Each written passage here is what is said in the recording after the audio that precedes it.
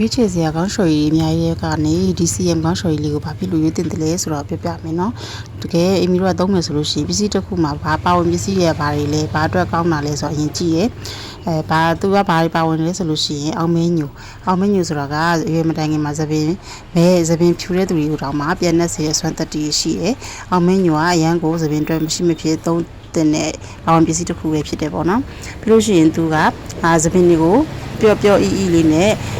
လက်မောင်တန်ဆွမ်းစေတဲ့သပင်အရင်ကနေအဖျားထိကျန်းမာစေတဲ့ keratin ကိုလည်းအဓိကထားပြီးထုတ်လုပ်ပေးထားတယ်ပြီးလို့ရှိရင်ပျော်စည်းပေါင်းစည်းမလို့အောင်ပြန်သုံးစရာမလို့အချိန်ကုန်ငွေကုန်သက်သာစေတဲ့ဒီ protein တွေကိုပါထည့်ပေးထားတာဖြစ်တဲ့အတွက်ဒီပါဝင်ပစ္စည်း၃မျိုးကအဓိကထားပြီးတော့ထုတ်လုပ်ထားတာနဲ့တင်တယ်ဒီအောင်မင်းညူကောင်းရှော်ရည်လေးကိုရွေးချယ်ပြီးတော့သုံးသင့်ပါတယ်ပြီးလို့ရှိရင်နောက်တစ်ခုကပါလဲဆိုတော့ဆက်လိုက်အတွဲလိုက်သုံးပေးလို့ရတယ်သူက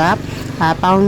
နှက်စီလေးရယ်ခေါင်းလျှော်ရည်လေးရယ်ဟဲ့တော့နယ်လေးရယ်ဆိုပြီး၃မျိုးထွက်ထားရဖြစ်တဲ့အတွက်သပင်ကိုကျန်းမာစေတယ်ဆိုလို့ရှိရင်ကျန်းမာစေခြင်းတယ်ဆိုလို့ရှိရင်ဒီ၃မျိုးတစ်ဆက်ကိုသာဝယ်ပြီးတော့သုံးလိုက်ရင်အရာရာပြည့်စုံသွားလိမ့်မယ်ပေါ့နော်ဒီမီစီမှာမှာယူနိုင်ပါတယ်ရှင်